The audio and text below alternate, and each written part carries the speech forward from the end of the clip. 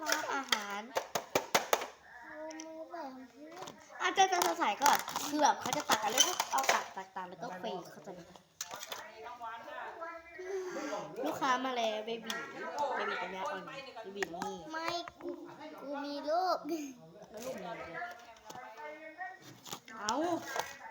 โอ้ย ลูกแวงไว้หน้าหักหน้าหนีอุ้ยโอ้โหเธอเอาทรายไปเราจะมาทำกับข้าวให้ลูกกันแต่เนื่องเอาช้อนก่อนช้อนมี2 สีนะทุกคนมีช้อนสี เอ้ยเหี้ย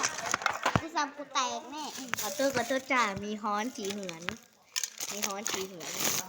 แล้วก็ฮ้อนสีชมพูนี่ฮ้อนสีชมพูนี่ฮ้อนสีชมพูน้อยมากเลยลูกเราเป็นเพศหญิงต้องใช้สีเหลืองเพราะลูกเราเป็นเกย์ เป็นผู้หญิงนะ เป็นเกย์นี่จะเตรียมช้อนช้อนต้องใช้ช้อนอันนี้ใช้ช้อนแบบบรรลุมไว้คนอันนี้ใช้ช้อนอันนี้ใช้ช้อน เกือบ กิน ออก มันแบบแทนที่จะใช้มือก็จบแล้วไหมน่าเลย ไอ้เหี้ยผี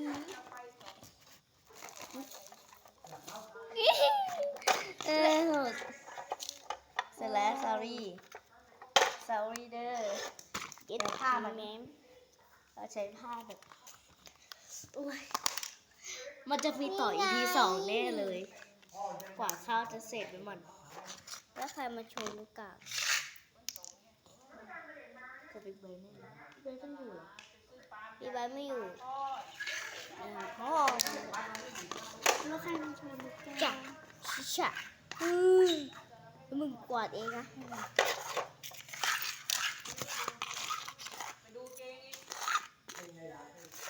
นี่ไงมันทำอาหารให้ลูกกันมึงห้ามมึงอย่าทำหุบเพราะว่ากูเคยไม่ทำหุบไม่ทำหุบเดี๋ยว แต่มันก็ทำผิดไปแล้วไปหมด แล้วทำอย่างเงี้ยเอาไปใกล้ๆอย่างเงี้ยพูดความจริง เรากวาดใส่ในนั้นได้ไหม นะ เรากวาดใส่ใน ให้ นั้น เพื่อนพี่ดูนี่ รู้เรากวาดใส่ในนั้นได้ไหม ถ้าจะกวาดมึงก็กวาดทีแต่มึงนี่ดูนี่นะ1 2ไม่จะหุบ